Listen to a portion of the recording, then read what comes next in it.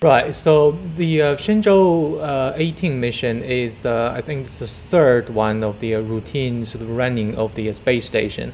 So they're really up there, not doing construction work. They're doing scientific research, and a lot of the research they're doing is geared towards longer term stay in space.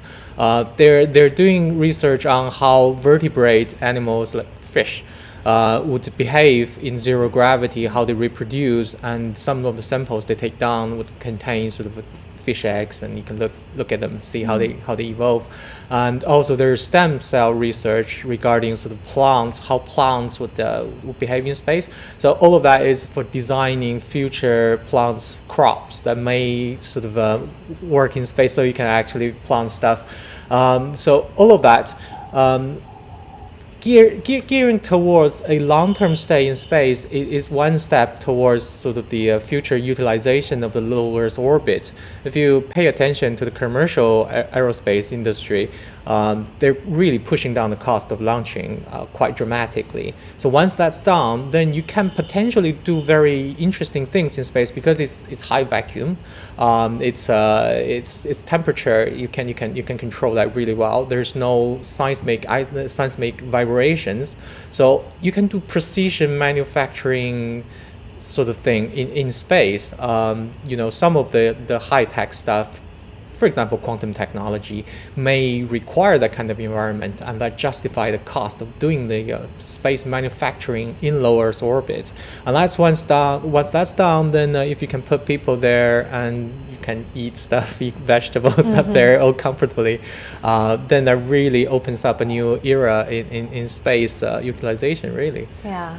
So this zebrafish that you mentioned was just one of the many experiments that the Shenzhou 18 crew conducted during their stay in space over their stay of 6 months. And then they've also conducted 2 spacewalks. One lasted about 8.5 hours and the other one 6.5 hours. The first one so far has been China's longest spacewalk. Another very interesting thing Professor Zhang had mentioned about zebrafish, but this time for the Shenzhou 19 crew, they will feed the fruit flies. Fruit flies. Exactly. So they will have insects in the outer space. And now you can see is the video camera mounted on the surface of the Shenzhou spacecraft. You can see the very bright, the blue Earth, very beautiful bubble. So it's orbiting the Earth now at the altitude about 400 kilometers high. And now you can see on the camera. Oh, this is also returned to the camera inside the re-entry capsule. Sure. So you can see the astronauts are very busy now. What is the velocity at which they are traveling now? They orbiting the Earth with the first cosmic velocity about 7.8 kilometers per second. So it is very fast. And hopefully in about 2 hours' time, our astronauts will touch down at the designated landing site in Inner Mongolia Autonomous Region. Right now at this point though, Professor Zhang, do you know, it must not be a comfortable experience making their journey back to Earth. What kind of forces are working on the astronauts? Right now, they're okay. It used to be a lot more uncomfortable. It used to take like 28 hours or something like that for them to be able to adjust the orbits correctly. Now they can do it in 7.5 hours. That's just a long trip. So if you notice the whole Tianzhou, the Shenzhou craft actually has 3 parts. One of them is the orbital module. That's kind of a legacy thing for when you really need to spend extended time up there. You need to use the facilities. You need to be able to stretch your legs a little bit. So they have this extra room. But now that's kind of not strictly necessary. They've been pretty much sitting in that position for the last few hours, and the uncomfortable thing is yet to come. So when they are going through the blackout period, when it's really burning outside, they'll experience something like 3 to 4 Gs, and they've been in 0 G all these 6 months. So their body really can't pump blood and everything normally, so that will feel more like 6 to 8 G, and that's really gonna hurt. It will be a sudden and dramatic change in conditions. I believe that they will conduct the first orbit maneuver, attitude maneuver soon. The first attitude maneuver will turn in direction for about 90 degrees from facing forward to the side. This is a very important preparation for the separation, as Professor Zhang have already mentioned. The first very critical separation is separation between the orbital module and the re-entry capsule. Yeah. Because you know that the total mass of the spacecraft is about 8 tons. So to reduce the mass and reduce the burden of the propulsion system, we first need to separate the orbital module. But please notice that this is a very critical step. And we've got words from our gallery that in about 1.5 minutes, the orbital module is going to be separated from the re-entry module. Now, as we're watching live signals, there's communication adjustment, the first adjustment. Attitude maneuver. The Shenzhou 18 spacecraft is now adjusting its altitude. Yeah, the direction, look, has already changed about 90 degrees. Right. And then the separation. We could see from inside the capsule that the astronauts were making some movements, minor movements, their arms, and then there's this manual in their hands. What exactly is on that manual or notebook? As Professor Zhang has already mentioned, they are still in the zero-G environment. So honestly speaking, they cannot feel very remarkable change about this attitude maneuver, because it only turns direction for 90 degrees in, strictly speaking, in your direction. So the separation of the orbital module will leave the orbital plane of the remaining 2 modules.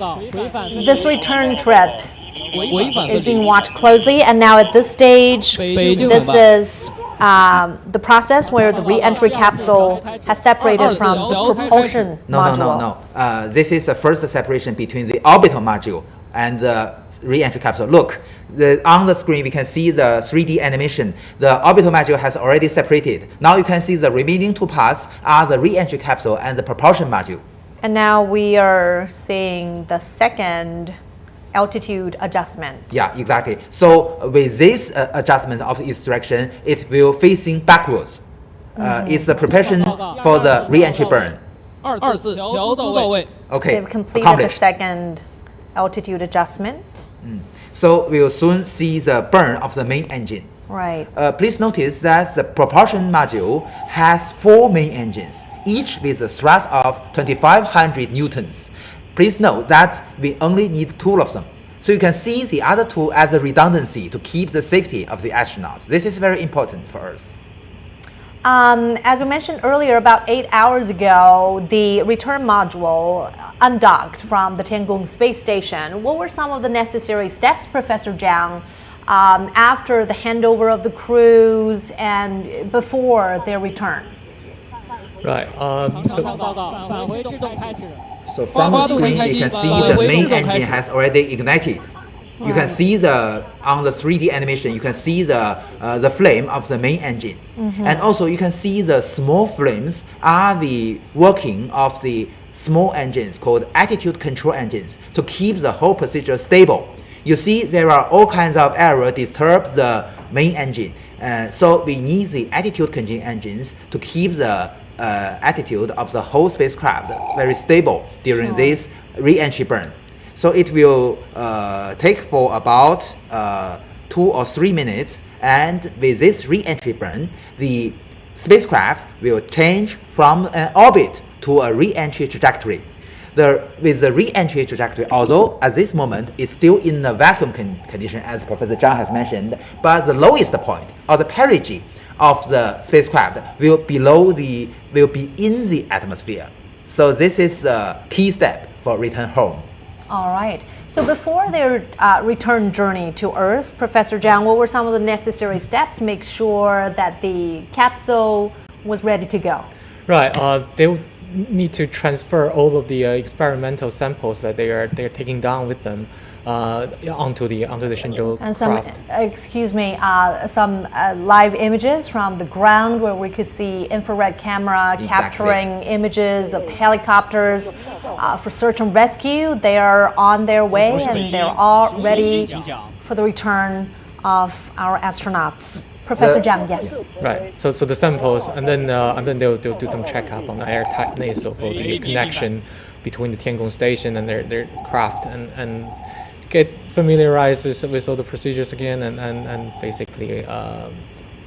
basically just be cautious. So at this stage, are the astronauts quickly entering the blackout zone? How far is it away? It still needs at least about half an hour. You see, at this moment, they are still, as I mentioned, they are still at a very high altitude, about more than 300 kilometers high. So the blackout area happens below the common line. It's below the 100 kilometers, so it needs a very long, what we call a coasting phase. Great. So they're already in the re-entry trajectory. And we are still following the communication between the ground control center and the astronauts in the return capsule. At this moment, the re-entry trajectory has already been established. So one critical step at this moment is to have all kinds of measures to determine how accurate the re-entry burn is, and to have the first forecast of the landing point. And as our reporter, Zheng Yibing, he was at the control center, he mentioned that all systems were ready for the search and rescue operation. Hopefully in about 2 hours' time, our astronauts will be back in a designated spots in Inner Mongolia, the landing site. And the ground staff in charge of a search and operation have gone through different exercises and drills to make sure that their operation will be spot on to receive and retrieve the return capsule and our astronauts in a timely and safely manner. On the left of the screen, you can see, as you mentioned, is what you mentioned, the infrared camera, the video from the recovery system. Actually speaking, the recovery system is also a very big system in our whole manned space program. This time we use 5 helicopters and more than 100 ground vehicles to welcome our heroes home. Sure. Professor Zhang, let me ask you this. What kind of preparations have been made for Shenzhou 18's return here on Earth? I think the most significant one is just right 24 hours before this return, they did a full dress rehearsal. So down to essentially just since the actual craft itself, everything is down to the minute details, and then obviously the helicopters, they've been waiting in there. They mentioned that if the temperature drops below 0, they're gonna turn on the engines every hour just to make sure everything is in a ship shape. It doesn't actually freeze over.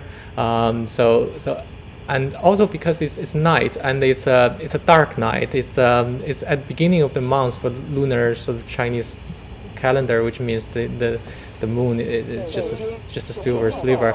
So they installed extra sort of infrared pods on the helicopters. They have searchlights. They have night vision goggles. So all the bells and whistles for looking for this thing in a very dark desert. Yeah. So the moon is not so bright at this time of the month. Are other weather conditions cooperating this time? At least from the view, as you mentioned, from this infrared camera, we can see that the landing site is in good condition. But honestly speaking, you know that it's located in the Badan Jilin Desert near all the Gobi Desert. Yeah. So the natural condition is not very good, not very friendly. So there are frequently have the sandstorms, and also is actually speaking is already very cold at this moment. So a little bit tough for the ground team. Sure. For every manned mission, every launch and homecoming is so breathtaking. Every one of us, people from China, from home and abroad, are closely watching every development, every step of the way. And as we mentioned earlier, the 3 astronauts, their names are Commander Li Guangfu and also Li Guangsu and Li Cong. Yes. They've conducted I just heard the voice of Mr. Li Guangfu. He reported he's feeling good. Right. it's very important to update the ground control with their physical conditions. It's very interesting that Mr. Ye Guangfu is sitting in the middle. You know that Mr. Ye Guangfu can speak very fluent English, and he was trained in Europe in the cave training several years before. So he has many friends in European countries. And hopefully someday he will be sharing with Exactly, CGTN his yeah. experiences up in space. And again, we're watching the return journey of the Shenzhou 18 mission.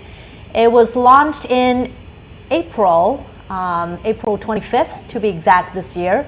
And the crew spent a little more than 6 months up in space, operating the Tiangong space station, conducting experiments and spacewalks, and having this official handover with the Shenzhou 19 crew who arrived at the Tiangong space station just a few days ago. Yeah. So you can see on the right of the screen is the camera mounted in the re-entry capsule, and this is a camera mounted outside the spacecraft. So at this moment, we still have the communication link with the Tianlian data relay satellite. So we can have a very high data rate to support us to transfer the video streams. Actually speaking, more than 2 video streams, one from the inside and one from the outside. But as Professor Zhang has already mentioned, if we enter the blackout area, the communication will be interrupted. So at that moment, several minutes later, the whole communication, either those from the Tianlian data relay satellite or from the ground stations, will be cut off because of the. We've heard the forecast of the prediction of this landing site, landing point.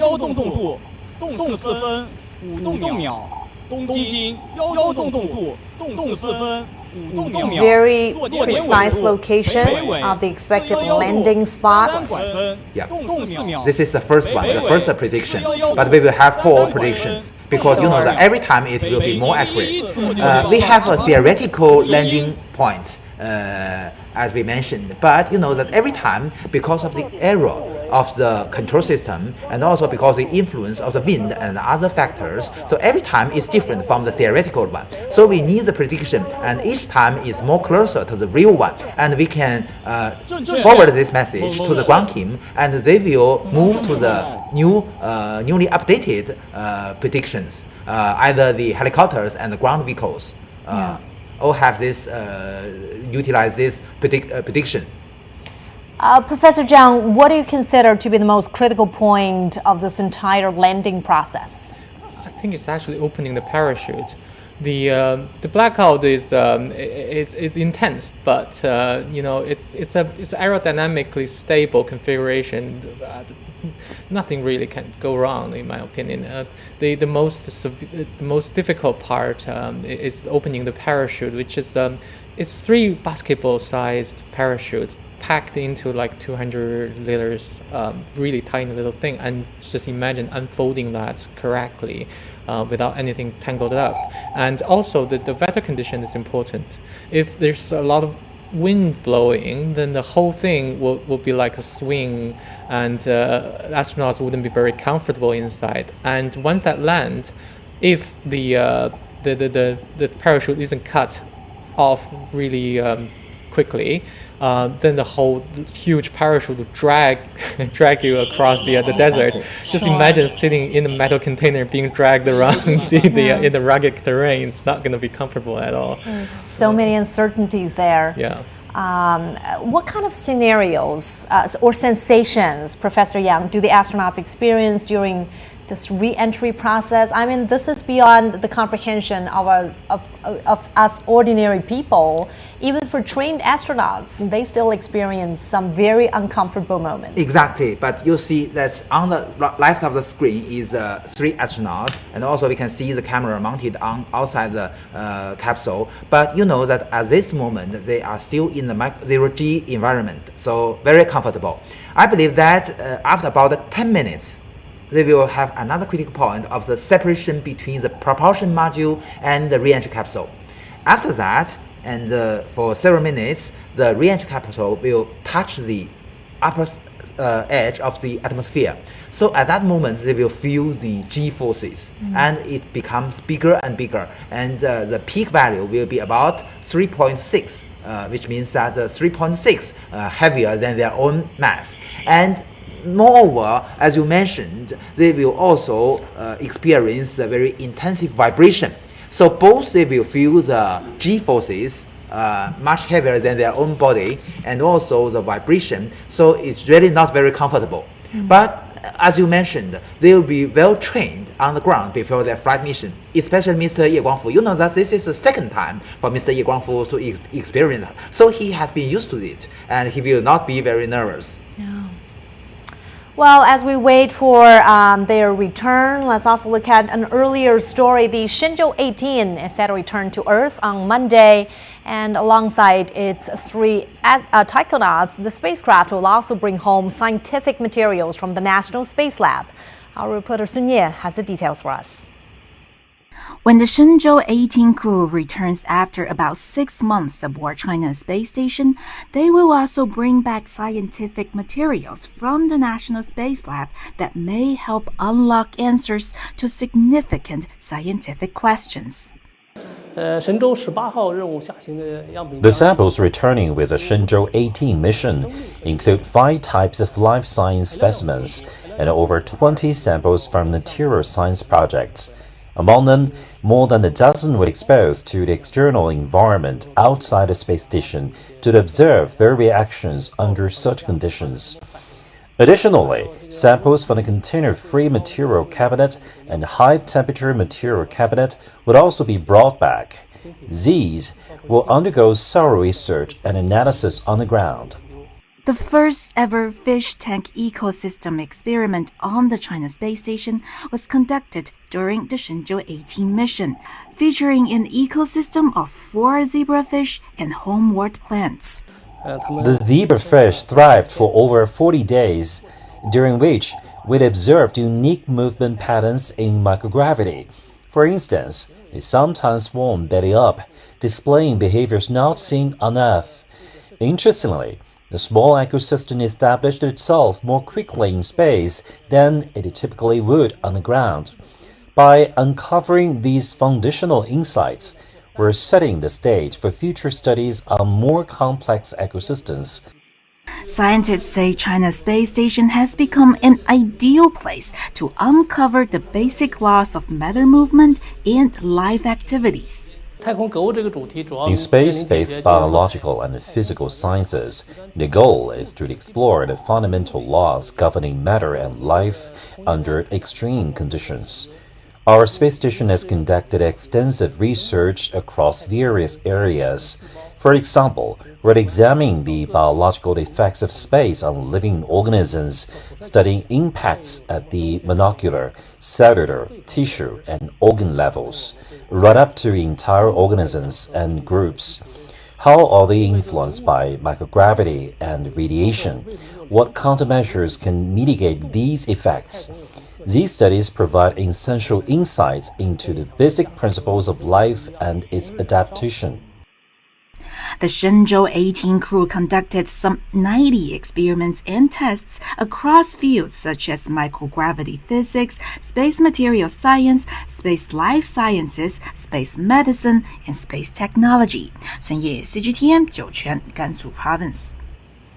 Well, gentlemen, this is quite unusual for us to be, playing the stories, and at the same time, we're also watching live signal from inside the return capsule of the Shenzhou 18 mission, where we could see 3 astronauts are getting ready for their return to Earth. Certainly a very exciting moment, but a lot of people are waiting anxiously whether everything will go well for this final step of this mission.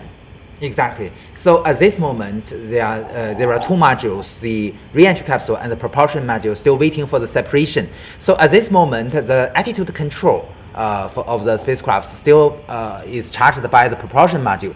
At this moment, you can see that the three astronauts are in very good status, and also they are reading the manual, because you know that the manual, the content of the manual, not including those of the normal operations step by step, but also include those of the abnormal cases. So the emergency. They have to be aware what they should do and what they should not do in the emergency case. So this is also very, very important. And on the left of the screen, you can see also, as you mentioned, the infrared camera on the ground, in the ground recovery system. So it's a little bit cold in the Dongfeng landing site at this moment in the very dark night, but still very, you know that everyone is very enthusiastic to welcome our heroes home. And also the helicopters, as reported by Mr. Zheng Yibing and Ms. Sun Ye, they just had the drill several days before, so everything goes okay. Not only the helicopters, but also the ground vehicles. Sure. Well, if you've just joined us, this is our special live broadcast of the return journey of the Shenzhou 18 mission. And right now it's just past midnight. It's early morning here in Beijing, and in about less than 2 hours, hopefully, we'll be seeing the touchdown of the return capsule of the Shenzhou 18 spacecraft. I believe within 4 minutes, there will be another critical step, is the separation between the propulsion module and the re-entry capsule. You know that on the ground, just along the trail of the spacecraft, you can see a very beautiful scene. There is a very high spot when it enters the atmosphere is the re-entry capsule, a very bright and very big spot. And also it has a very beautiful trail. The trail is the debris of the propulsion module, because you know that it do not have a heat protection system. When enters the atmosphere, it will be broken into pieces and burn in the atmosphere. So you can see it forms like the meteor shower, a beautiful trail. So this is a very interesting thing which can be seen by all the ground stations along the trajectory of the Shenzhou spacecraft. Beautiful view from space. And Professor Zhang, we know that this is Shenzhou 18, is the 13th manned Chinese spacecraft, and the 7th flight to the Tiangong space station, but the 3rd manned mission to the China space station. Is that correct? No, it's the 3rd mission into the application and development phase of the Tiangong station. That's after the construction. Shenzhou 14 was the crew that actually put the station, the 3 modules together. So at that stage, it's pretty much fixed for the foreseeable future. There is the potential for extending it further, but I think they have a lunar landing occupying them for the before 2030. So the Tiangong expansion plan may be pushed back a little bit. Sure. How has the Shenzhou 18 mission built on the previous achievements of earlier missions? Well, you know that this, as Professor Zhang has already mentioned, this is in the application and development phase. So the major task in this phase is conducting all kinds of scientific research. So it is very complex or difficult to describe which one is more important, but all kinds of very complicated scientific research in orbit. But very interesting, Professor Zhang has already mentioned, is that the potential lunar missions within several years. You know that Mr. Cai Xizhe, the commander of the Shenzhou 19 mission, also expressed his wish to the media formally that he want to walk on the moon. And more interesting is that I suggested to my technonaut friend to eat mooncake on the moon. I'm sure so many astronauts would share the aspiration to finally set their foot on the moon, and this right now is something in the making. This is a very ambitious plan. China aims to land its astronauts on the moon by 2030. Professor Zhang, we know that you are involved in some of the projects, hopefully in the future construction of the lunar research station. Can you share with us some of the progress going on? Right. So well, I'm one of the astronomers. There are a whole bunch of us putting in proposals for what science we can do at the research station. Essentially, what's going to happen is that before 2030, there will be human being sent to the moon. But even before that, there will be Chang'e 7 and Chang'e 8 going there. Chang'e 7 probably going there in 2026. That mission is mostly there to look for water. So they will look for it from the orbit, and they will have flyover capabilities, sort of small jumper sort of rockets going around and look for water in the deep craters where the sun never get to, never From the far side of the from the near side. The whole Near side. the station will be on the near side, near the South Pole, and then the Chang'e 8 will try to do some. It's not completely fixed, all the missions on Chang'e 8, but it would likely to do some in situ resource utilization experimentation, and then possibly two more sort of technology demonstration missions. There. more communication. 北京明白。 Okay, the helicopters has reached their position. Right. Right. Yes. So, so once the astronauts get there, they will actually have something to use. All of the other probes would already have brought useful stuff for them to be able to move around, for example, on the moon. And then before 2035, there will be the basic shape of the Lunar Research Station, which basically consists of the whatever these 4 missions can bring up there. And then after 2035, it's all up in the air. So that's where we're putting in the proposals for more extended. Oh, this is the. And now this is also an important step. So from the commander, we heard that the propulsion module and the re-entry capsule has already been successfully separated. So Right. this is another great step. So when we were talking about all these lunar missions in the future, all the way up to 2035, there was another set of missions going on Mars. The Tianwen, for example, it also aims to retrieve some samples from Mars. Yes. Around the same time that China aims to land humans on the moon. Exactly. So, so Professor Zhang has already mentioned a very important step of the establishment of our first robotic base on the lunar surface. But it is very interesting. Also, there is a very interesting related issue that this time during the Shenzhou 19 mission, they will transfer some bricks from the inside station to the outside. These bricks were made by the regolith, which simulate the features of the lunar regolith. So this is a good preparation for in the future, as Professor Zhang has already mentioned, the on-site resource utilization. We can use the regolith on the lunar surface to make the brick.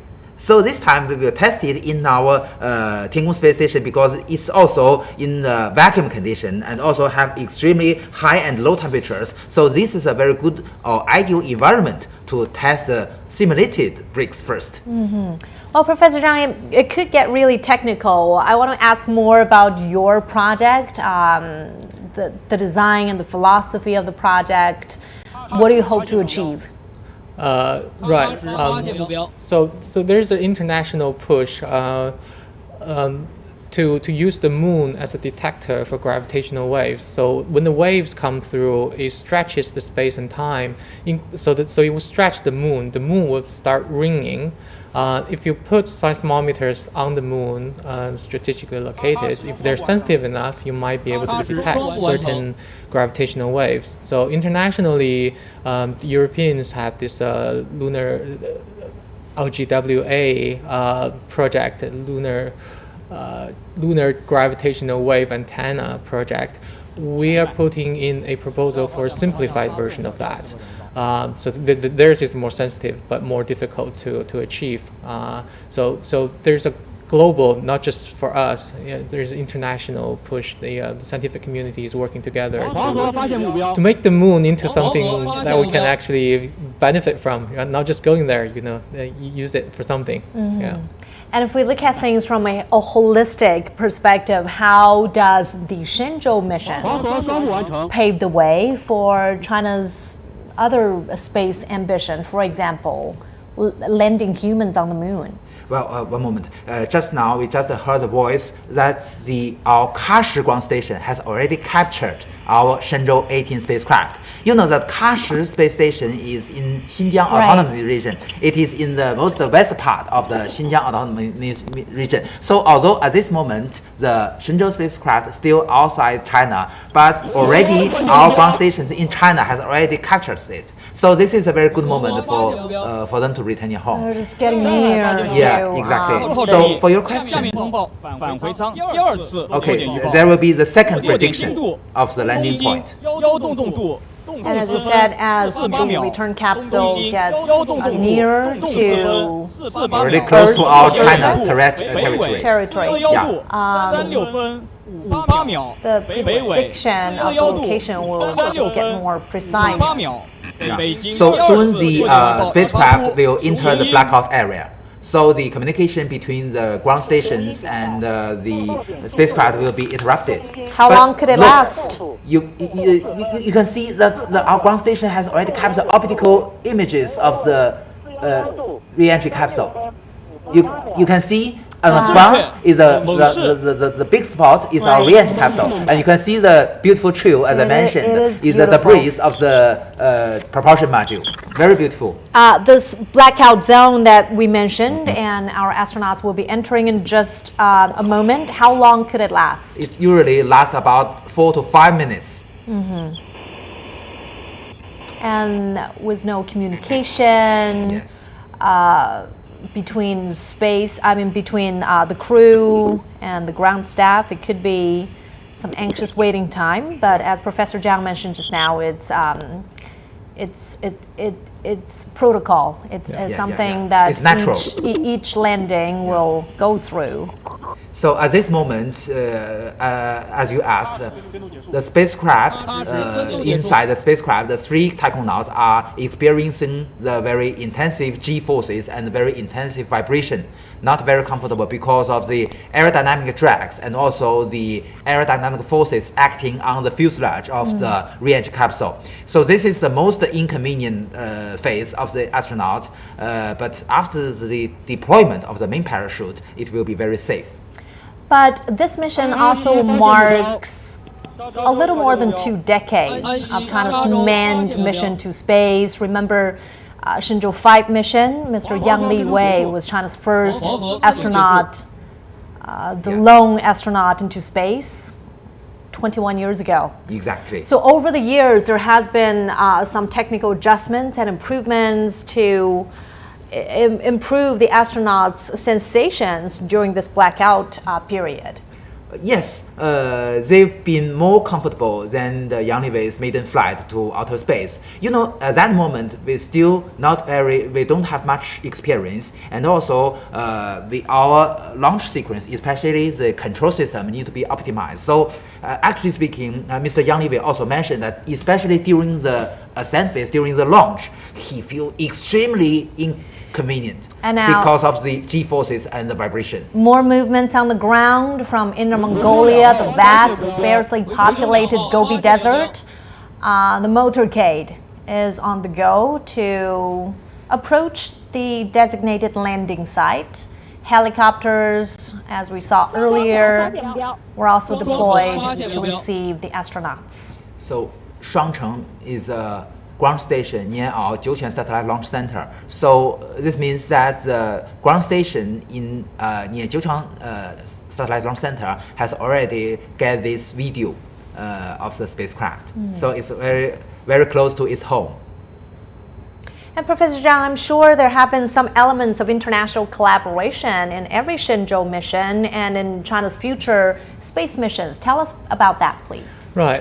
So China's international collaboration is done in a very open way. It's open solicitation across the world. It's not like through private channels, just talking to a few like space powers. So, for example, the experiments on the space station. it's solicited through the United Nations Office of Outer Space Affairs. So any country can put in proposals, and they will be evaluated by a panel on scientific merit. And then China will shoulder the up and down going costs, and the other party would do the experiment. And also for the International Lunar Research Station, it's openly put out in wide open conferences that there are 8 different levels of collaboration, down to the simple sort of education, all the way up to mission, even concept, the entire station concept design. Depending on your level of expertise and commitment, each country, especially developing countries, trying to get on the game. As I said earlier, we're beginning to reap benefits from space exploration. So to be egalitarian, so everybody can benefit, it's good. They have a entry point along the whole chain and climb up. Sure. And Professor Yang, I could see you agreeing with what Professor Zhang was saying, and you just came back from a major space conference. Exactly. Any word on international collaboration in terms of space missions? Well, you know that just during the Chang'e 6 mission, we have laser ranging reflector made by Italy, and you know that I just came back from Milano of the International Astronautical Congress, and you know that I met Miss Samantha Cristoforetti, the Italian female astronaut. You know that she was trained together with Mr. Li Guangfu, the commander of this mission, before, either during the cave training in Europe and also in the rescue training in Yantai, in the Yellow Sea of China. It's very interesting that Miss Samantha can speak Chinese very fluently, and she has a Chinese name called Shasha, and also that she gave me a signature with both Italian and Chinese. So I hope in the future, we do hope that some European astronauts have the chance to visit our Tiangong space station. And also, as Professor Zhang has already mentioned, we already have very good cooperations with the European countries in our Chang'e lunar probes, either on the lander or on the orbiter. So in the future, we hope that we can have deeper and wider cooperation in the scientific research. Well, if you've just joined us, this is our special live coverage of the return journey, the landing process of the Shenzhou 18 mission. 3 Chinese astronauts spent a little more than 6 months on the Tiangong space station. So right now, they're making their way back to home. You can see the very bright spot in the re-entry capsule. Right. At this moment, the debris of the propulsion module has already burned out. And you can see that at this moment, I believe it's already go out of the blackout area. And I believe that the communication between the spacecraft and the ground station will be re-established. And 2024 is an important year for China's space missions. For example, later this month, we'll be seeing the Tianzhou 8 cargo ship making its way to the Tiangong space station, providing supplies, vital supplies to the crew up there. So every time that the manual for the food of each astronaut is customized based on his or her own home province. So that, for instance, for Mr. Li Guangfu, because he's come from Sichuan province, so many the parachute. Now, this is the opening of the parachute, as Professor Zhang Fan mentioned just now, a very critical step of this entire landing mission. It looks like all is going well. So I believe at this moment, the altitude of the re-entry capsule is already below 10 kilometers. So the main parachute has already been successfully deployed, and the astronaut is already very safe at this moment. And communication has been re-established, and we are listening to the conversation between the crew and the ground control. Yeah. And the next critical step will be the ejection of the main heating shield at the bottom. And the third prediction of the landing spot. Generally, we will have 4 predictions. Each one will be better. And we are holding our breaths, even though we've been watching this all together for many times in the past. But as I said, every manned mission, every space mission that carries the aspiration of so many people is something exciting. As Professor Zhang has already mentioned, the wind speed is a very considerable factor for our prediction of very precise enough to ensure that our ground team and helicopter can reach the landing point. Professor Yang, why don't we get the latest from our reporter Zheng Yibing, who's joining us live now from the Beijing Aerospace Control Center. Well, Yibing, we're approaching the final moment of the landing. Tell us what you were hearing there. Well, yes, Mama, we're about to witness the historic moment of touchdown of Shenzhou 18-man spacecraft at the Dongfeng landing site. From the big screen behind me, we can see the whole process from the Shenzhou 18 spacecraft entering the atmosphere, and also to the opening of the parachute and to the later touchdown moment. So this whole process we have been covering at the current time. So. The helicopters, just like you said in the studio, are approaching because the third forecast of the landing spot has just been announced. So the helicopters of the air detachment of the rescue and search team are flying close to the landing spot.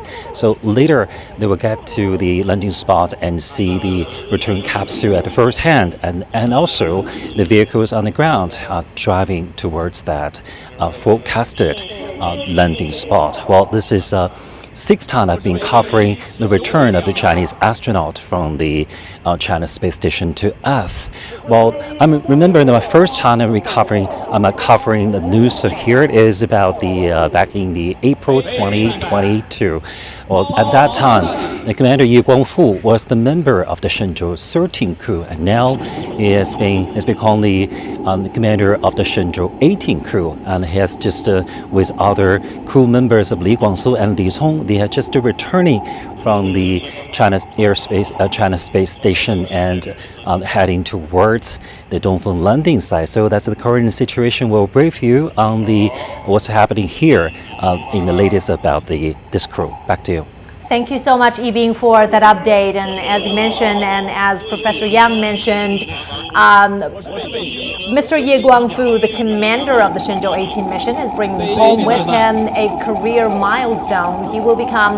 He has become, in fact, the first Chinese astronaut who has spent more than a year in space. More than a year, yeah. Right? Isn't that remarkable? So I believe that at this moment, the main heating shield has already been successfully ejected. Okay, and also there are also several critical steps. So sooner or later you will see some. Maybe this is at night, so maybe you can see the white smoke released from the capsule. That is the release of the remaining propellants. Actually speaking, hydrogen, because it is toxic. So we need to release that to ensure the safety of the ground staff. And also, you know that just before landing, we will change the direction of the ropes on the parachute from a leading one to a perpendicular one. So this is also preparation for the landing. And another critical step is to raise the seats of the astronaut to have energy or impact dumpling for the touchdown.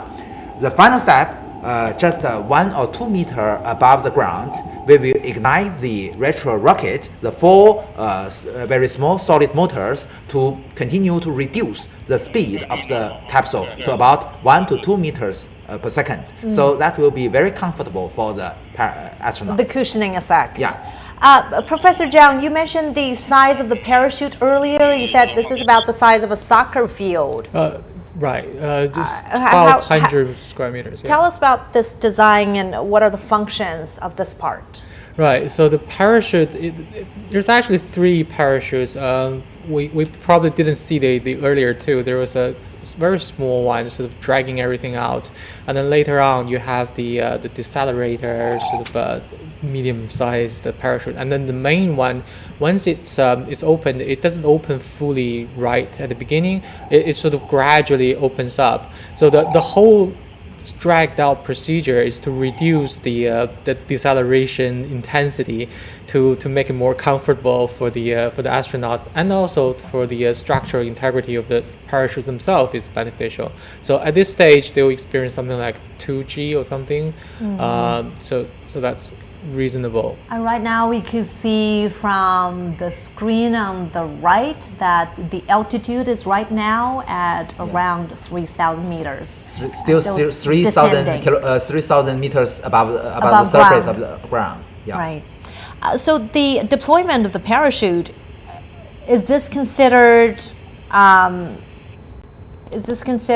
very important step for the success of the entire mission? Absolutely. You know that from the view of the whole history, you know that they do have trajectory. You know that during the Soyuz 1 mission, the parachute failed to be deployed, so it hit the ground, and Mr. Komarov, the cosmonaut of former Soviet Union, died at that moment. So the deployment of the main parachute is extremely important, and that is the reason why we have a backup chute in case to avoid the dangers when the main parachute has not deployed properly. Of course, now this return capsule is quickly descending to the Earth's surface, and the search and rescue team are standing by to locate the return capsule as it makes its touchdown. It looks like it's not swinging too badly, so the wind condition is good. Yeah. Although it's a little bit cold at that moment. Yeah. I believe this is also very difficult for the ground staff, but also a little bit difficult for the reporters because you know that in Jiuquan Satellite Launch Center it's already very cold. 2,003 meters above Earth's surface. Yeah. And you mentioned the reporters. We do have a team of reporters. Sunye, she's there monitoring the movement there, and hopefully later on after the touchdown we could talk to her about what she's seeing and feeling there in the landing site. It seems that we heard the voice of the astronauts. And hearing their clear sound is a sign that their physical conditions. Yeah. Several minutes later will be the critical step for Mr. Li Cong, because he will in charge of the button to cut off the parachute.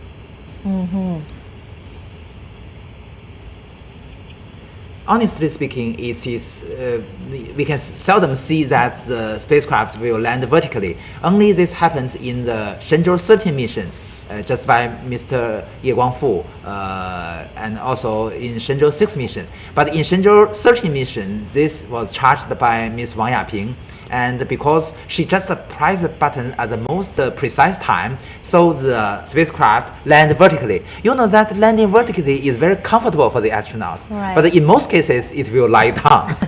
We'll see what happens this time. So, of course, our astronauts have undergone intense training, and right now we are seeing younger generations of astronauts being recruited and starting their training, aspiring to their space dreams. And talking about that, we have a very young team of astronauts, the Shenzhou 19 mission up there in the Tiangong space station. What are some of their priority job? Well, you know that, as you mentioned, the crew of the two of the crew of the Shenzhou 19 were born after 1990, And also, you know that Mr. Li Cong in this mission was born in 1989, also very young. I, personally speaking, I think this is a good preparation for our future manned missions to the moon. As mentioned by our space hero Yang Liwei just several months before, that all the astronauts preparing for the human missions to the moon will first they must have the experience to stay in our Tiangong space station.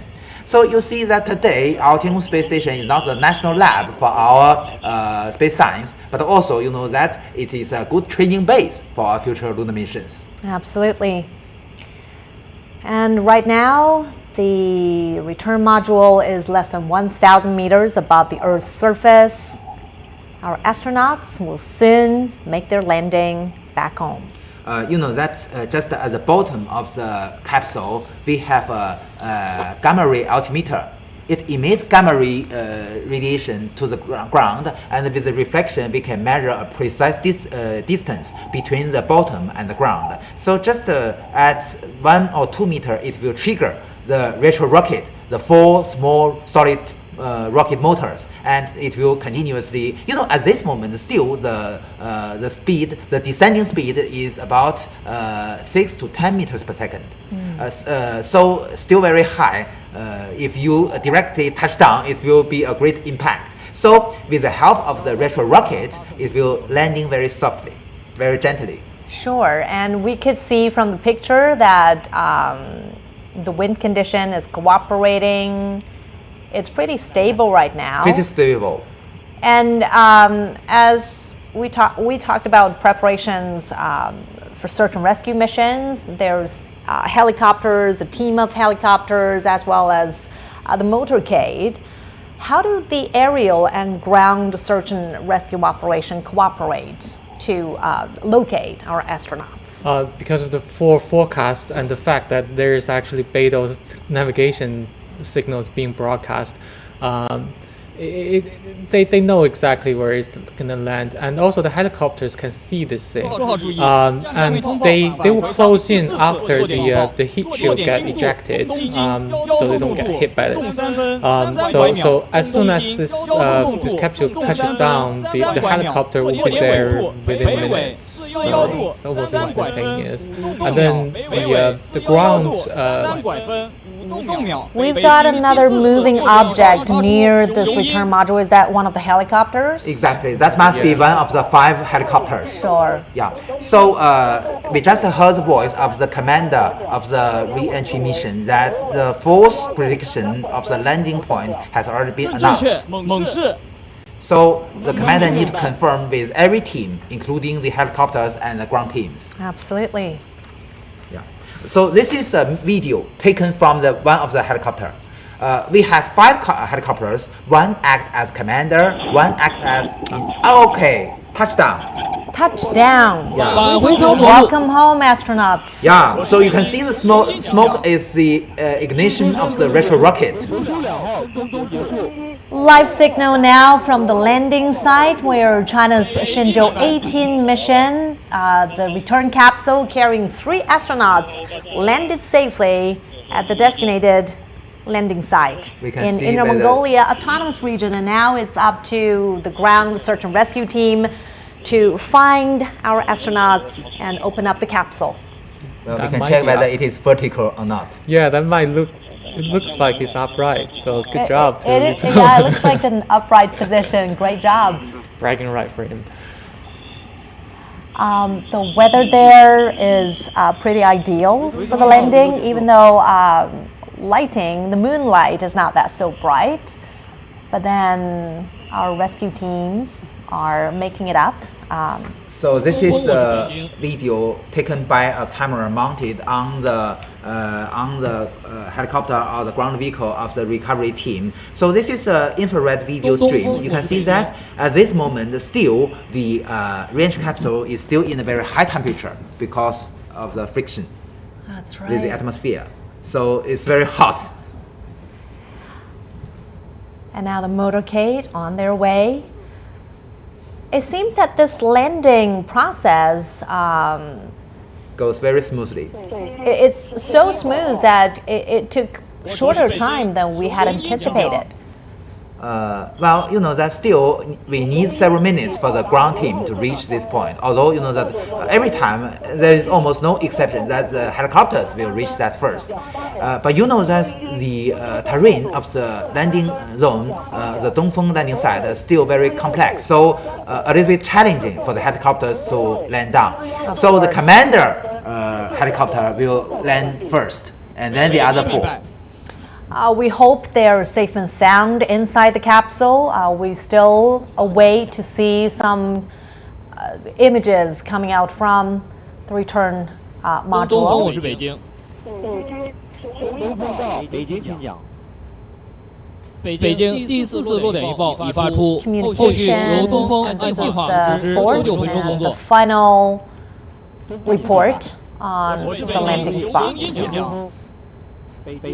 Now, what is the critical step now? What is the priority before our astronauts step out of the return capsule? Well, there are several critical steps. One is that, as I mentioned, we have an instrument to measure the distance between the bottom and the surface called gamma ray altimeter. So we have lead box to cover this instrument to block the radiation, the dangerous radiation, to protect the ground staff and the astronauts.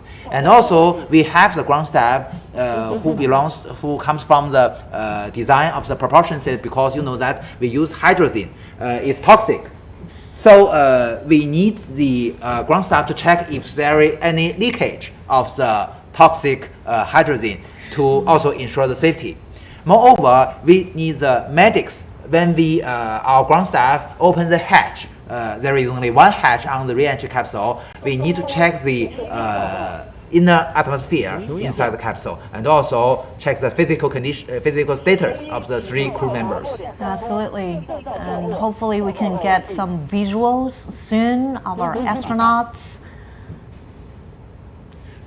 Looks like it's tipped over, but the parachute has been cut, so that's good.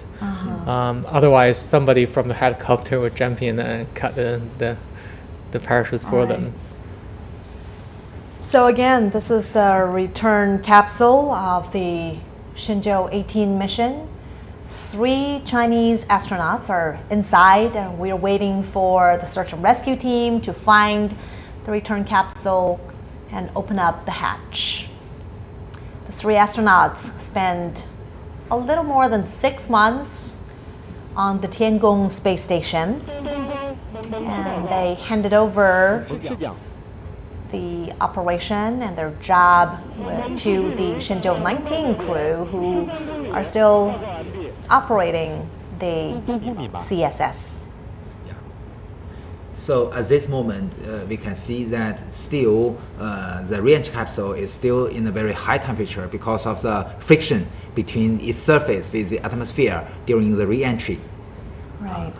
And infrared images of one object approaching The ground vehicle spot in the center. approaching the bright spot in the re-entry capsule.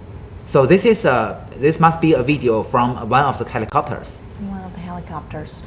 Do we usually get visuals or audios from our astronauts at this stage, or are they kind of still in a recovering Honestly stage? speaking, usually we've already established a communication link between the ground station and our crew members. So you can hear the voice from the Mr. Li Guangfu or the Cong and Li Guangsu. You can see the dust raised by the Helicopters, wind. Helicopters. right. Yes. Now, Okay. some movements of our rescuers, the medics probably. Yeah. They are usually the first ones to approach the capsule. And right now it's early morning, Monday, Beijing time, and that's exactly the time in the landing site in Inner Mongolia Autonomous Region, the vast and sparsely populated Gobi Desert in northwest China. The commander of this mission, Mr. Li Guangfu, 我是北京 is 东风请讲。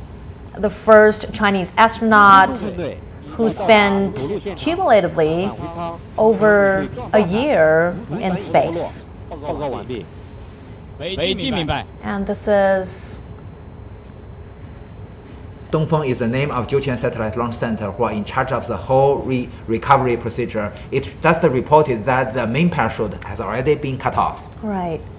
So there will be no influence of the strong wind, which will cause any dangerous situation because of the parachute. And we also talked about how significant this mission is in terms of it marks 2 decades, a little more than 2 decades of China's 21 manned years. Space mission. And just imagine what a long way China has come. Generations of scientists, engineers, and astronauts. Okay, our helicopters had just reported that we already have one of them landed near the capsule. Sure. So we have one helicopter act as commander, one in charge of the communication, and the other 3 are related to medics. One is in charge of monitoring the health conditions of all 3 crew members, and the other 2 are in charge of the rescue in necessary steps. Now, as we were watching the landing process, it seems that the return capsule made an upright landing and somehow it tipped over moments later. What is the ideal position for the astronauts to, get out of the capsule in the fastest and the safest way? Well, that the design of the Shenzhou spacecraft is very interesting. That it adopted what we call a semi-ballistic re-entry. So the center of its mass is not in the symmetrical axis of this capsule. So because of this deviation, usually it will not land vertically. So like this time. So usually it's difficult for the astronauts to usually it feel not very comfortable at this moment. Only exception is the Shenzhou 6 mission and the Shenzhou 30 mission because Mr. Nie Haisheng and Ms. Wang Yaping cut the parachute at the most precise moment, so the capsule land vertically, and the 3 astronauts just like lying down and feel very comfortable. Although it's honestly speaking, it's difficult for them to go out, but with the ground team, it's not a problem. And now on the left side of the screen, this is some real-time live picture of the return capsule. And earlier on, we were watching infrared pictures. We can also see the beacons, the flashlights, the beacons. So that is also the necessary signal for the rescue team. And also we have the radio wave in a very standard frequency to broadcast the position and the status of the capsule to possible rescue teams. If anything wrong happened, if the capsule landed in other countries or in the oceans, these signals are very important to help the rescue team to reach their point as soon as possible. And Professor Zhang, the astronauts have lived in orbit under prolonged microgravity conditions for 6 months. Has this affected them physically? Quite a bit. So their muscle doesn't really need to work that hard, and some of the smaller muscle group doesn't need to be used at all almost. So they will be feeling the burns from those muscle groups in the near future, and also muscle atrophy, just from the lack of use, including the heart muscle in particular. So which is why they exercise vigorously up there to try to maintain a sense of fitness. And also your bone loses its mass. I think it's 1 to 2% every month or something. So the human body is really economic, and if it feels that you don't need it, it just goes away. And then which is why once they come back, they're gonna need 6 months to basically recover from all of this, and there's also the radiation effect as well. Sure. Right. And when they return to Earth, they've also encountered this G forces stronger than in space. How long does it take for them to really readapt to Earth's environment? They will be feeling really dizzy, I would imagine, because well, might not be the only reason I work, but you keep your balance because there's some fluids in your ears and stuff. And when you're in zero gravity, you don't have that. Once you get used to that and all of that suddenly turn down, you'll be feeling a bit nauseated, which is why, you know, when you're in parachute condition, the parachute, if it swings widely, then it will be pretty bad for you. And also because your heart isn't pumping things up as much in space, it's good for them. So you will see that they would be in a lying down position all the way through. They never sort of stand up. Otherwise, they're going to be dizzy because the blood doesn't go up against gravity. What kind of measures are needed to ensure the taikonauts' health after being in space for a prolonged period? This time, say 6 months. So immediately the medical staff, which is the ones wearing blue and white, one of them will go in, will ask questions. So usually he would be one that works very closely with the astronauts during training. So he would gauge their response quite accurately.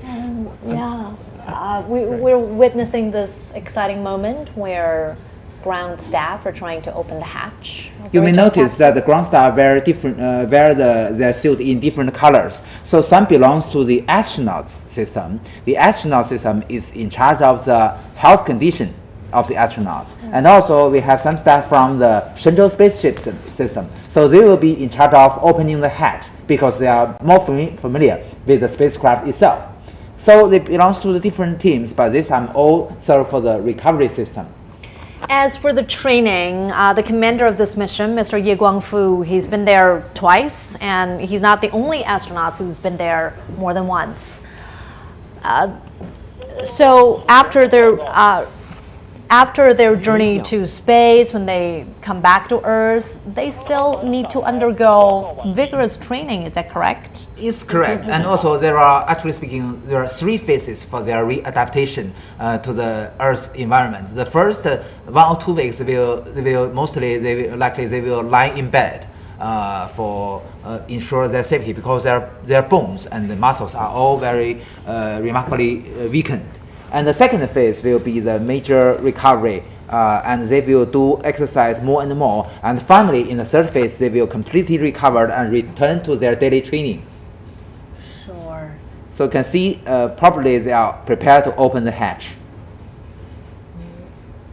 If you've just joined us, this is our special live coverage of the process where ground staff is trying to receive and welcome back the 3 astronauts in China's Shenzhou 18 mission. It's early morning in Beijing and also at the landing site in Inner Mongolia in northwest China. So one of the doctors has already entered. So the hatch has been opened. Yeah. And It's really small. One of the medics has entered the capsule, and they're examining the physical conditions of our astronauts. Just at this moment, there is a very important phase. It's called the readaptation of the gravity environment. So usually it depends on the different persons have different reactions. So some of them can readapt very rapidly, but some cannot. So this is not because they do not have sufficient training or not. This is just depends on their own physical conditions, or even because of their own gene. So it's quite different, but still, for generally speaking, for most of the crew, they do need this period. And what kinds of checks do the medics need to perform on the taikonauts? What is the procedure, Professor Zhang? So questioning them first, they know their bodies pretty well, and then some blood pressure, some very simple tests will be done right now, and then I think he'll be handing them some fluids with electrolytes to just because they've been up there for a long period of time, also because the gravity is redistributing their fluids, so they might pop up. And then once that's done, they will be transferred to. So we saw just earlier the ground teams. The motorcade has just arrived. Some of the large vehicles in there would contain facilities where they can do more thorough sort of medical checkups. Sure. I wonder if the families of our astronauts are also there to welcome them back. We do not know. They will if conduct the medical checking of the health condition of the astronaut. And very extremely interesting thing, that the Shenzhou 13 crew mentioned that the most favorite place they want to stay is in the kitchen or in the bathroom, because they can see the water falling down. At the space station? No. After they came back home. After they come back home. Yeah. So it takes them a lot of effort and time to really readjust to Earth's environment. So again, the three taikonauts of the Shenzhou 18 mission are Li Guangfu, the commander, Cong, and Li Guangsu. So the commander, Li Guangfu, is 43 years old, and this is his second space mission. He is a former crew member of the Shenzhou 13 mission, which lasted from October 2021 to April 2022. So that was 6 months, and the Shenzhou 18 mission also lasted 6 months. And the first one to go out of the capsule will be Mr. Li Guangfu, the commander. That's correct. And our Shenzhou 18 crew conducted 2 spacewalks lasting quite a long time, 8.5 hours and 6.5 hours. They've also conducted more than 90 experiments in the Tiangong space station. They've mounted some protection measures to the critical paths outside the station. Right. Okay. The commander is reporting the final landing spot, the real coordinate, the longitude and the latitude. And we also want to mention the other members of the Shenzhou 18 crew. 35-year-old Li Cong, and Li was selected to be a member of the third batch of Chinese astronauts in 2020. And 26-year-old Li Guangsu was also selected as a member of the third batch. He has trained for more than 3 years for the Shenzhou 18 mission. And the 3 taikonauts are all former fighter pilots. So the ground team, we just heard the voice that the ground team is reporting the real longitude and the latitude of the landing spot. So this is the most accurate one. Right. Now, for the benefit of hindsight, are there any backup measures in case of emergencies, Professor Zhang? Yeah, well, you heard the parachutes would have a backup parachute at earlier stages. For example, when the braking burn, the re-entry burn was happening, Professor Yang mentioned that you only really need 2 engines, but they had 4, and also there are extra fuels for the little thrusters to control the orientations and stuff of the thing. So if one burn isn't accurate enough, they potentially could do more to make sure everything is correct. And also the re-entry is not actually just like dropping a stone. It's not ballistic. The Professor Yang mentioned there's an offset between the center of gravity and the aerodynamic push on the vehicle when it entered. That gives it a lift. So it's kind of like an aircraft wing a little bit. So it's actually flying. So this way the number of G's felt by astronauts isn't too big. But if real bad emergency happens, it could just go ballistic and go in really fast. So all of those possible scenarios. Each step would have a backup plan. So options are out there. Yeah. Mr. Nick Hague, just the commander of the International Space Station, right at this moment in International Space Station, he during the Soyuz MS-10 mission, he just experienced what Professor Zhang has mentioned, emergency escape, because during the launch, the Soyuz rocket has a malfunction and the emergency escape system was triggered and the spacecraft goes down directly. So there is very remarkable G-forces during this emergency re-entry. So Mr. Nick Hague just experienced these G-forces. And moreover, my friends Yi So-yen from the first Korean astronauts also experienced ballistic re-entry, so with higher G-forces than theoretical ones.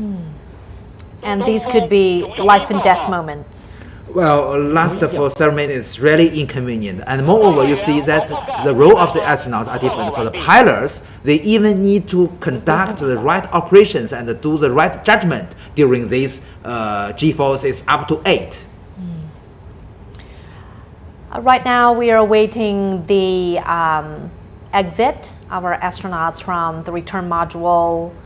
What kind of special attention is mostly needed at this stage? At this stage, as Professor Zhang has already mentioned, because you know that during the 6 months duration in outer space, most of their muscles, although we have exercise every day, although we have the right nutrition, but still some of the muscles were possibly weakened. So during the re-entry, as we also mentioned, there are intensive G-forces, there are intensive vibration, so it's possible they were hurt during this process. So one of the important tasks for the medic teams is that to ensure that the astronauts were not hurt.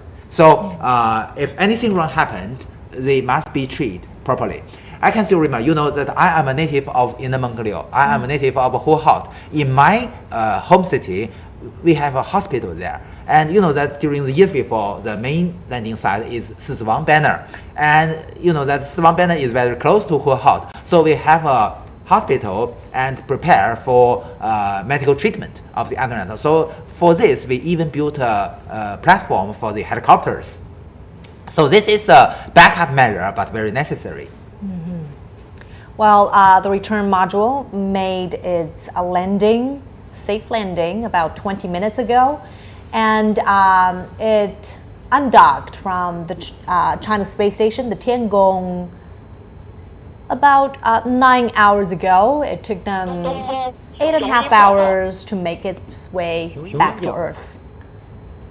The Shenzhou 18 crew, the trio astronauts, handed over their mission to the Shenzhou 19 counterparts. Well, we just heard voice that the ground team are sampling the atmosphere inside the capsule.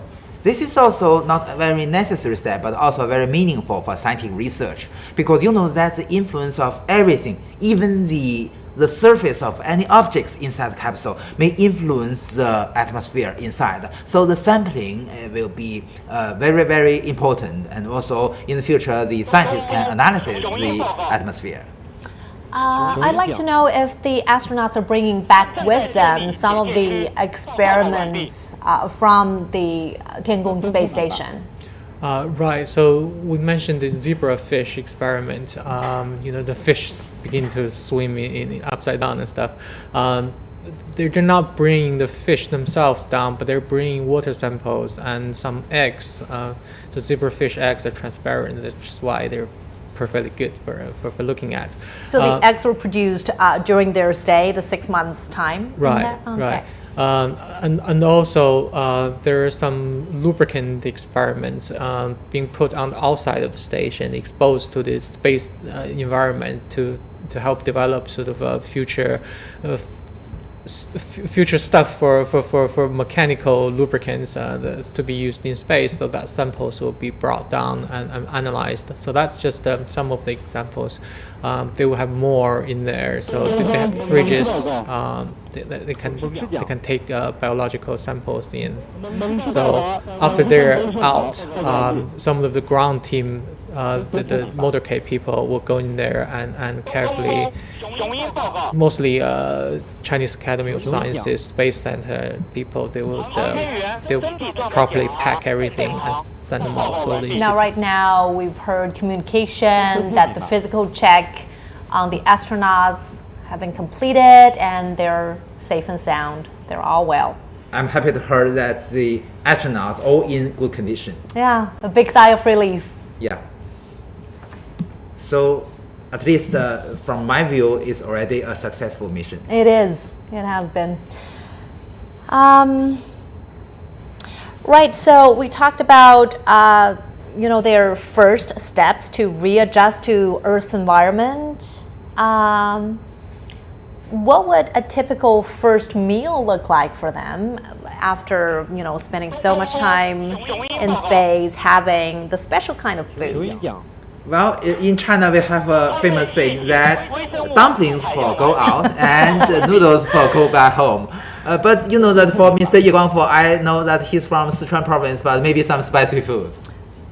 Maybe some mild diet would be good for the astronauts. Right. But something hot and some fluid stuff, because of the nauseating stuff, it upsets the stomach as well.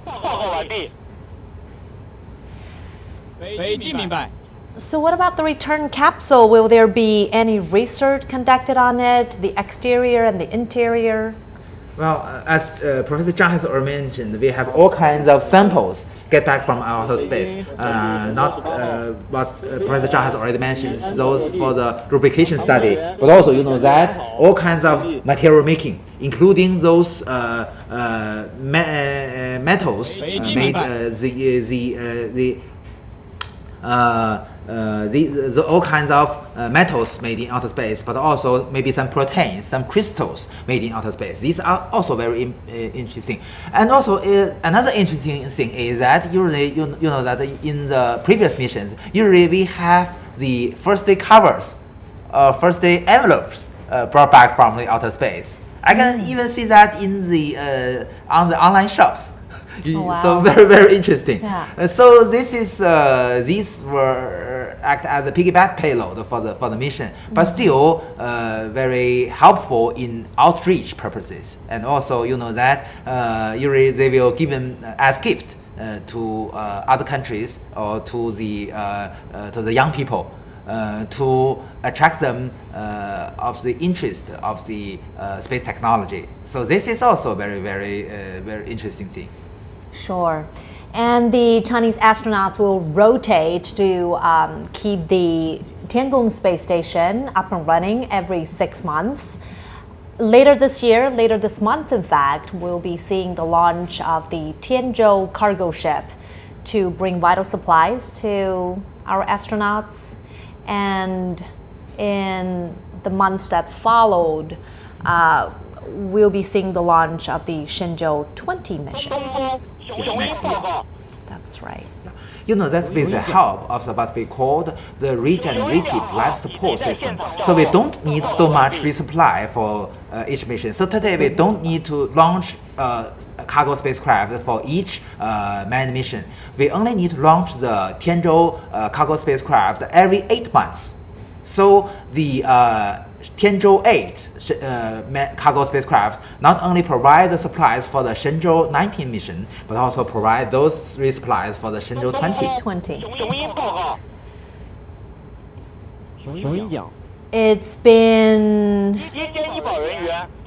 more than 20 minutes, 25 minutes roughly, since the astronauts made their landing, and we're still waiting for visuals of our astronauts stepping out from the return capsule. We also heard voice that the ground teams are preparing for the seats of the astronauts. The medics are preparing the seats for the astronaut. As you mentioned, they are in the phase of adapting with the Earth's environment, so they must be cared very carefully. So always we brought them with the help of our ground team, and they always take the seat for them. seats and jackets. Yeah. Also, because it is very cold at the landing site. We can see from the flags that it's a little bit windy there as well, but not so windy Not when very they were strong making wind. their little touchdown. So it's a very ideal condition for the recovery. But you know that we don't have any other choices because of the features of the orbital dynamics. So can only in this moment we can have the return. Right. So a lot of audience would wonder, why are we picking this time window for landing? It's, you know, in the middle of the night, it's so dark, and the search and rescue would be difficult during this time. Right. So it really is determined by the orbital geometry of the Tiangong station. You want the station to essentially be orbiting in the same plane as the landing site. So your capsule, you just need to deorbit. It just need to come down. It doesn't need to fly all the way out to some other place in order to land at your site, because that happens.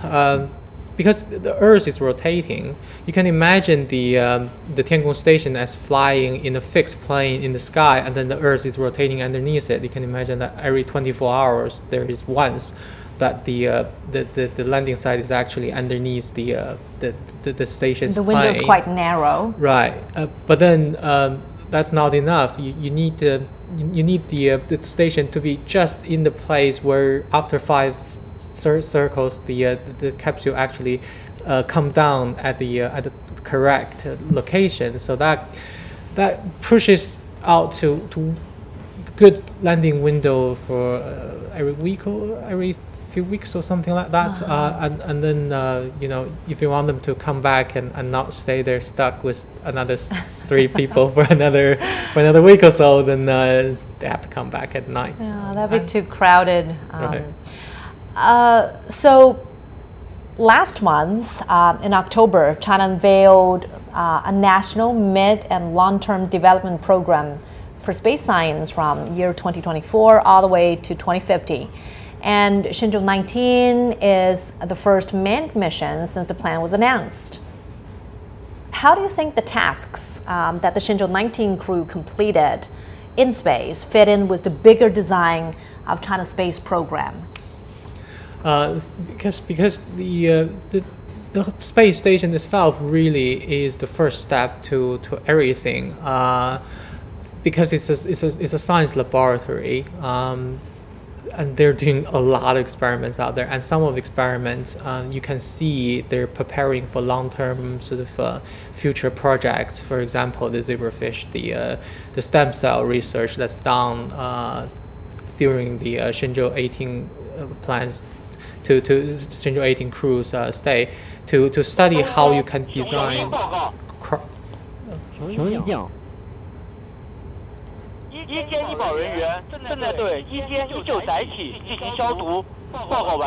They're preparing the vehicles to take these astronauts to do the medical They're exams. desanitizing Because they need a quarantine procedure. Because you know that, as we've already discussed, their immune system become weaker because of the long-term stay in outer space. So they need to stay in a relative clean environment. So that is the reason they need a quarantine procedure, as I mentioned, for several weeks. So they need to clean the vehicle first. Right. So, Professor Yang, you attended the 2024 International Astronautical Congress last month in Milan. Yeah. And the theme of this year's Congress was responsible space activities for sustainable development. Tell us more about that, and what is China's role in ensuring the sustainability and responsibility of the joint exploration of space? Well, of course, sustainability is a common recognition of the space community. So, to be a country, space capable nation in space field, we put it in a very high priority for the sustainability. For instance, for every of our carrier rocket, usually we just after the launch, we just release all the propellants and also discharge its battery to avoid the broken of the end stage of the rocket, to avoid any debris. And also, you know that for the lunar missions, we also communicate with other countries and also provide them the orbital parameters of our lunar orbiters and also the Mars orbiters as well, to avoid any collision or possible collision with spacecraft of other countries. So this is a reasonable attitude, and also you know that for the Shenzhou spacecraft and also for the long march launch vehicles, either for the launch of the Shenzhou spacecraft and the cargo spacecraft, we also announce the orbital parameters for provide this to other countries. If anything wrong happened to the orbital parameters, if any occasion of the collision, so they can have some measures to avoid this. It seems that we are about to get some visuals from our astronauts as crowds are now approaching the return capsule and the cameras are also ready.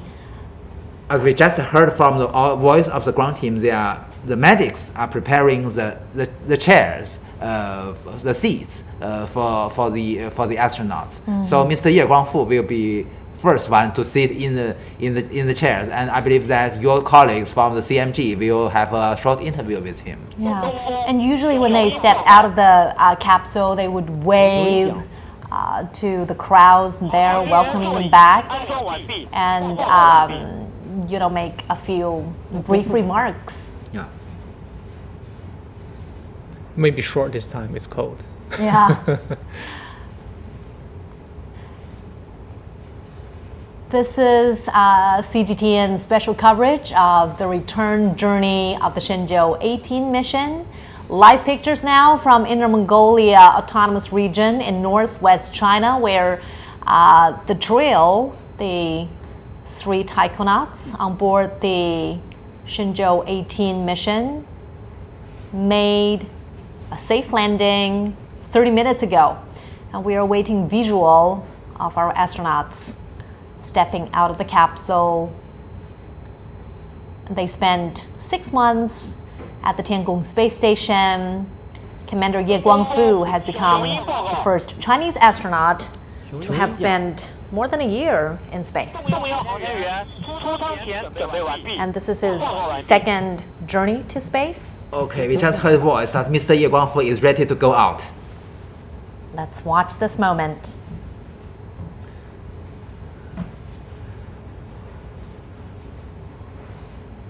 And every time when we, expect to see our returning astronaut, we would want to know their physical well-being, their conditions,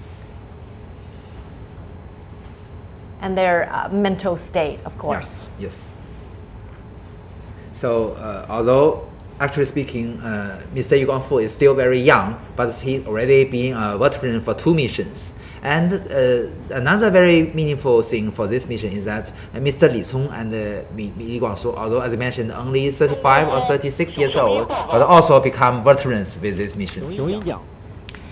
And compared to these veterans, we have very young generation of astronauts operating the Shenzhou 19 mission, operating the Tiangong space station right now. Two of them, two out of the 3 Mr. Song Lingdong and Miss Wang Haoze. After 1990. Yeah. And what pride me is that Miss Wang Haoze is not only the 3rd female astronaut, but the first one as my colleague from the space industry. She's an expert on rocket engine. Rocket engine. Yeah.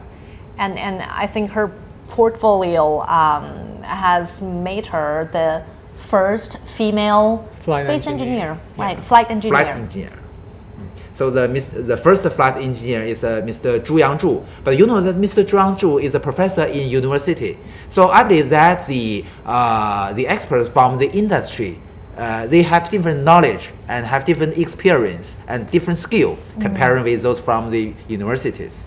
So it's very important to have the astronauts selected from the industry. From diverse backgrounds as well. Diversity is a basic concept of the IF community. Gender, geography, generation. Sure. Called 3G and the diversity. So the fourth batch of astronauts have been selected and 10 astronauts of the fourth batch were selected, 8 as pilots and 2 act as payload experts. More interesting is that all the payload experts were selected from Hong Kong and Macau. All right. That certainly also reflects the diversity of backgrounds you mentioned just now.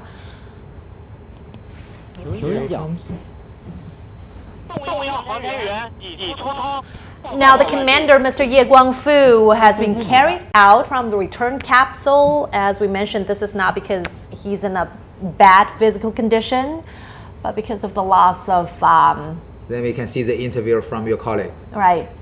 And he's now seated in the chair that the ground staff has prepared.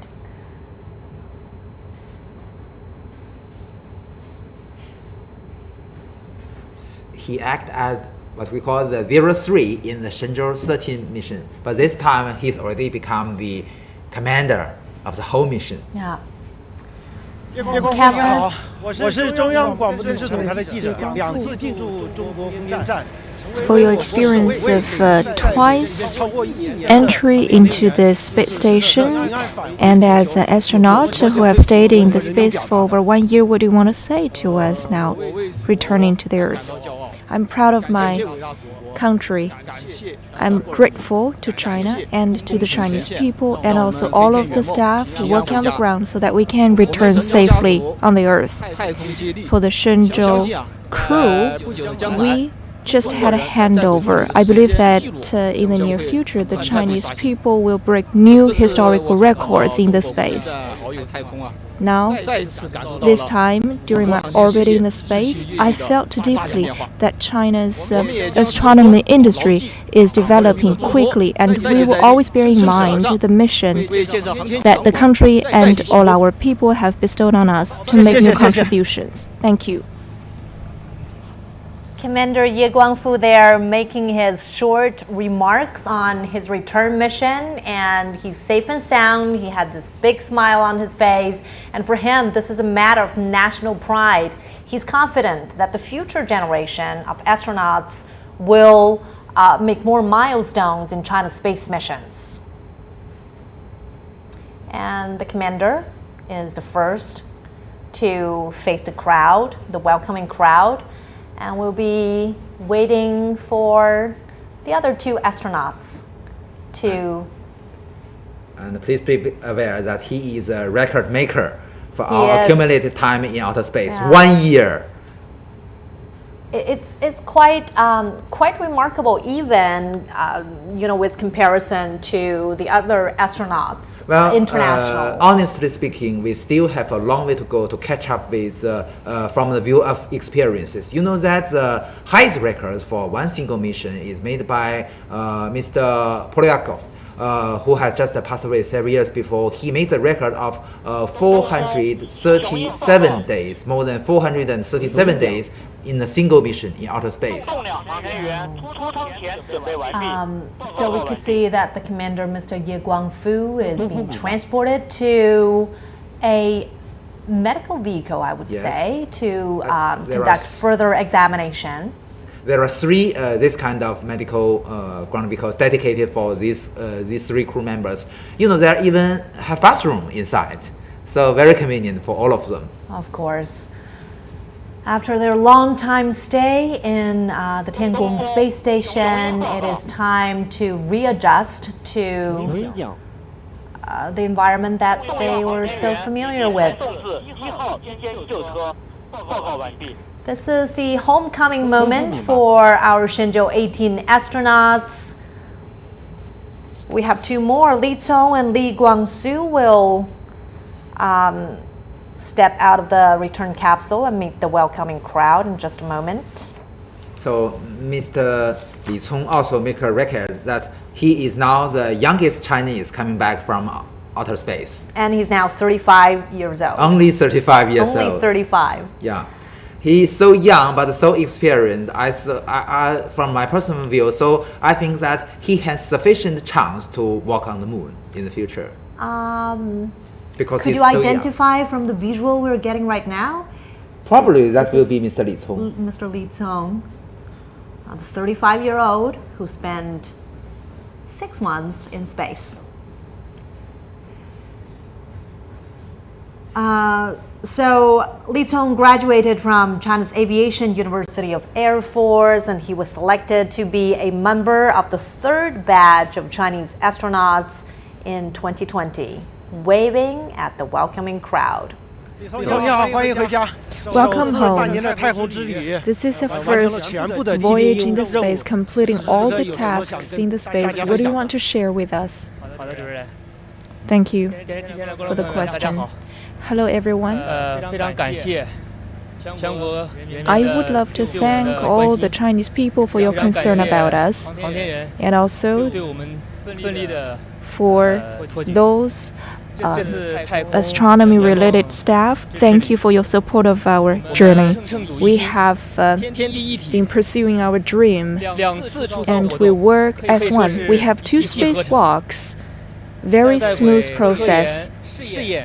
I think for the research undertaking, we're going on very well. As expected, we have completed the Shenzhou 18 spacecraft mission, but our journey to the space is an endless journey. We will try to recover as quickly as possible so as to dive into the daily training at an earlier date. And I hope to come back to the space one day in the near future. In terms of building China into a strong aerospace country, I want to contribute more. Now there we heard Li Cong, the 35-year-old astronaut, making a very calm remark there, and he was already talking about returning to the vigorous training to contribute furthermore to China's space mission. So that's quite heroic. And it's been fast-tracked as well. So usually the pilots need 4-year training. It's been 3 years, and then the experienced pilots they've been going back up there after 2 years of extra training. That's pretty short as well. So the entire Chinese program is being squeezed in terms of condensed in terms of timeline because so many interesting, ambitious projects coming up, and we really need good pilots, which is why all of them are going up there quite rapidly. So earlier we mentioned it usually takes about 6 months for them to fully recover, fully readjust to the Earth's environment, and then if they go on another mission in 2 years' time, it means that the training will resume pretty soon afterwards. Right, after 6 months, he'll go back straight to it. This also proves that our training schedule are greatly optimized compared with the early stage. You know that during the maiden flight of Mr. Yang Liwei, we don't have any experience in this kind of training before. So today we've already been very practical. We have so many astronauts who have already become veterans, and also with Mr. Li Guangfu already stayed more than 1 year accumulated in outer space. Sure. So Li Cong was being transported to the medical vehicle, and we're waiting to hear the remark from Li Guangsu.